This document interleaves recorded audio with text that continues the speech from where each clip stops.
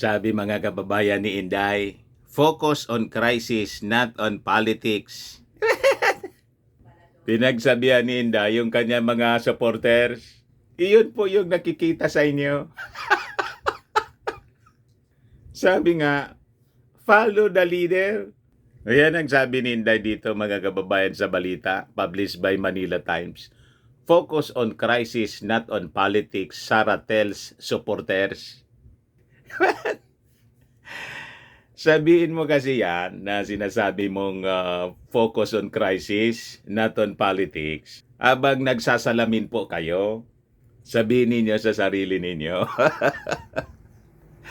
Saka sa susunod po ninyong pagbisita sa inyong tatay, kasi yun ang nagsimula ng atake sa politika. Ayaw na niyang tantanan si Martin Romualdez. Yung buong kongreso, dinamay mga kababayan, siniraan ni Maudigs. Yan ang sabihin po ninyo, Inday. Sa sarili mo una, tapos sa tatay mo. Kasi po, hindi makikinig yung supporters mo sa panawagan po ninyo. Kasi yun ang nakikita po sa inyo. Sa inyong mag-ama. But before ko kababayan ibigay sa inyo yung full story, click subscribe mo na dito sa ating YouTube channel and hit the notification bell para lagi kayong updated sa mga kaganapan sa ating bansa. Like and share na rin po ninyo ng ating video para maraming makapanood.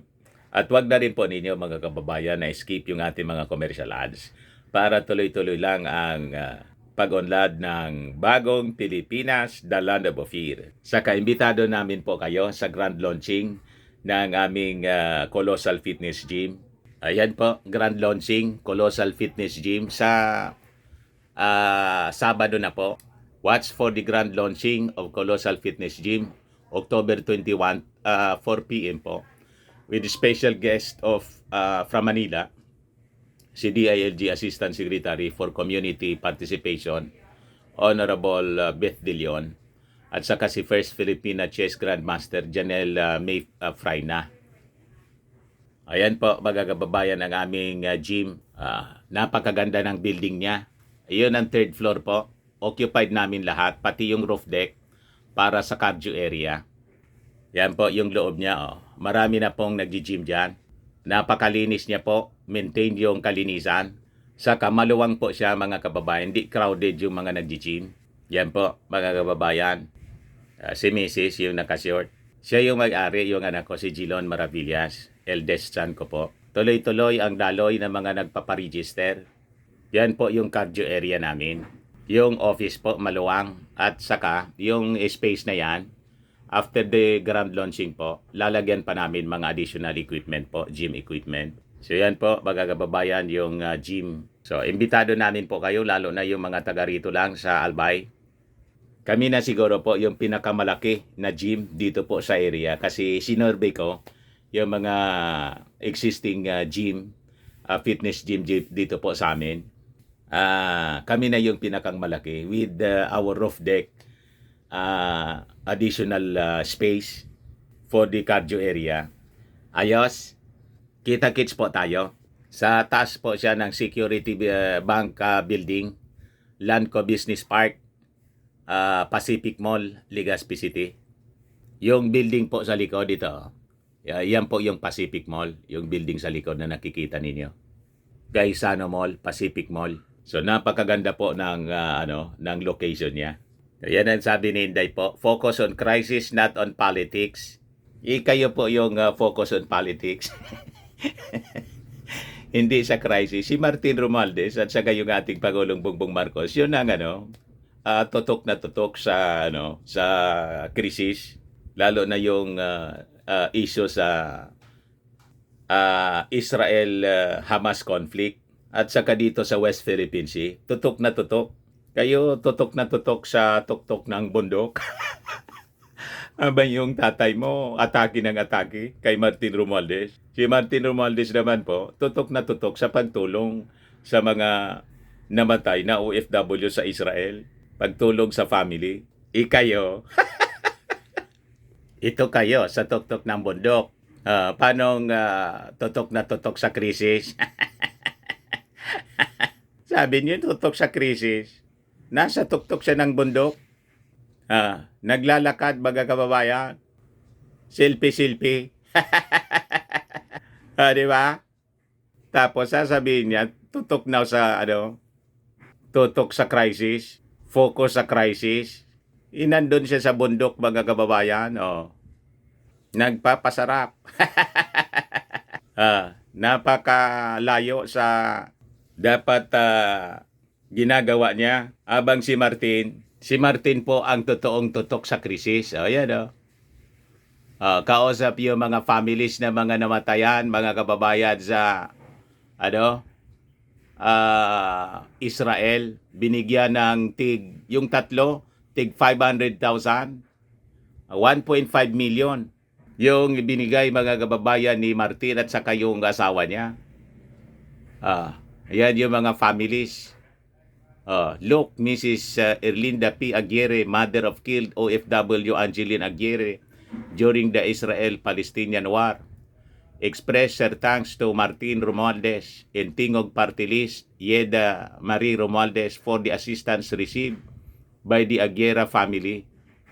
You see, si Inday, pero hindi mo niya nakita, Mr. Maravillas, inihatid ni Inday yung ating Pangulong Bongbong Marcos nandun sa departure papuntang Riyadh sa ASEAN Gulf State Summit. Nakita ko po yung ating Pangulong Bongbong Marcos hindi man nakikisali sa politika nila. Pati yung sa issue ng confidential funds. Pero tuloy-tuloy yung pag-alis, mga kababayan, hindi masindak ni Maudigs na ganyang tatay. Yung Congress, zero confidential funds yung Office of the Vice President sa 2024 budget, pati yung DepEd.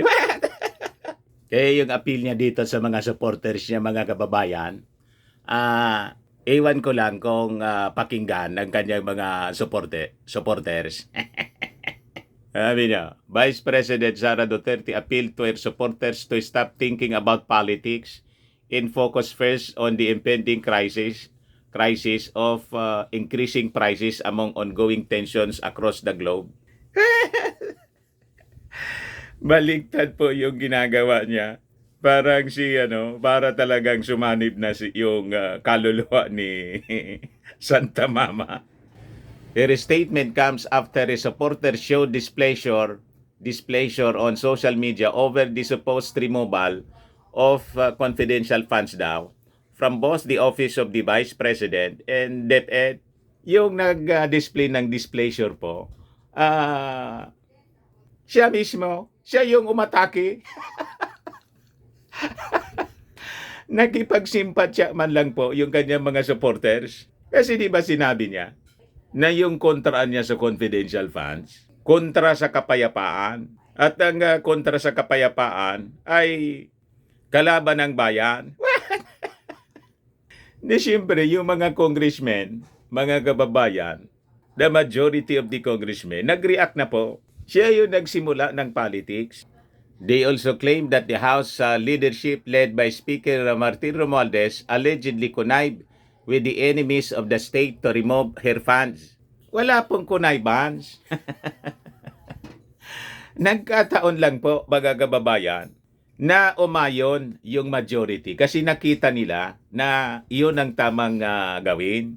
Unang-una, tumalima lang yung Congress, mga kababayan, sa kanyang sinabi na I leave it to your wisdom. Sabi niya sa Kongreso, I can live without it, without the confidential funds. Pagkatapos, yun pala, masakit yung kanyang loob.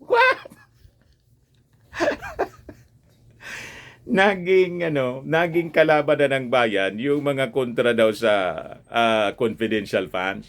Sabi ni Inday, ang hamon niya sa pamumulitika ay maliit lamang kumpara sa mas matinding pagsubok sa ating ekonomiya bilang epekto ng posibleng paglaki ng tunggalian ng Israel at Hamas at tumatagal na digmaan sa pagitan ng Ukraine at Russia. Napanood siguro yung ating mga commentaries. Kaya sumaklolo yung kanyang mga propagandista. Yung mga advisors.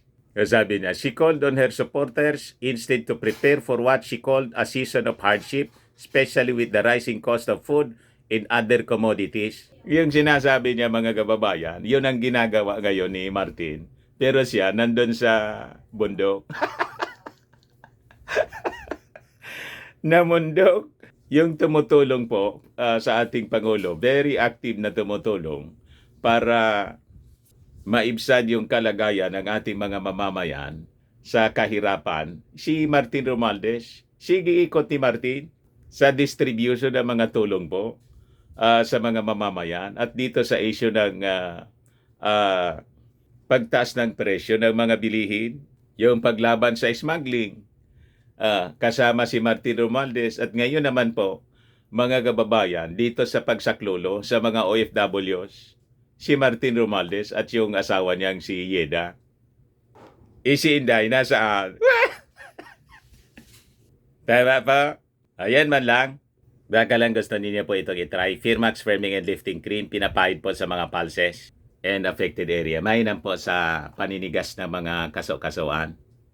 Ito naman po, Automax Radiant Serum. Sa mukha po siya, anti-aging. You will look 10 years younger than your age. Sa mga cancer patients naman po, Ningxia Red Mix Fruit Drink.